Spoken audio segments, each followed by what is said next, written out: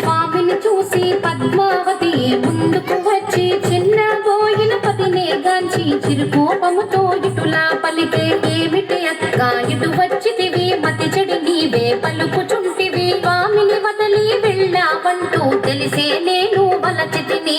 ఆడుదానవైనా నీవు సత్తు కొనక గడపే దాటి ఇప్పుడు స్వామిని నిందించుటలో ఏమీ సబబు కలదు నీకు, త్రేతాయుగమున వింత కోర్కెలు కోరి నీవే తెచ్చుకుంటివి, బంగారు లేడి ఇలలో కలదా లక్ష్మణ గీటు దాట తగున, పాపర యుగమున తులసి దళముత స్వామి తూగెను నీ కోసం, ముల్లోకాలు మెచ్చుకొనంగా ఆనాడెంతో మురిసిపోతివి, ప్రాణనాథుని వదిలి వెళ్ళి ఇప్పుడు వచ్చుట ఏమీ ధర్మము, కొత్తగా పెళ్లి అయిన వారము ముద్దు ముచ్చటలు మాకు లేవా. లక్ష్మీదేవి పద్మావతితో కయ్యం,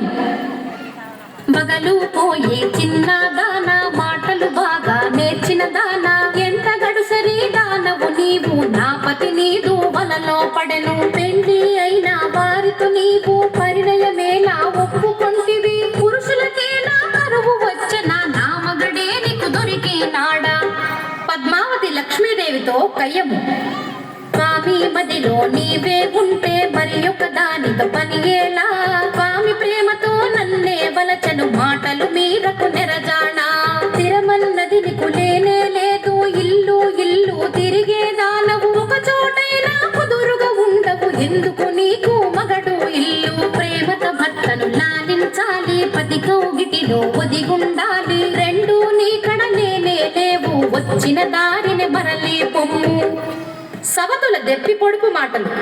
లక్ష్మీదేవే పద్మావతిని ఎత్తి పొడుపు మాటలు అనగా, పద్మావతియే లక్ష్మీదేవిని పుల్లా విరుపు మాటలు అని, ఇద్దరు భార్యల మాటలు వింటూ శ్రీనివాసుడే సర్ది చెప్పగా, స్వామి పలుకులు ఆలకింపగా, నా వాడంటే నా వాడని, నా వాడంటే నా వాడని, నా వాడంటే నా వాడని, నా వాడంటే నా వాడని, నా వాడంటే నా వాడని.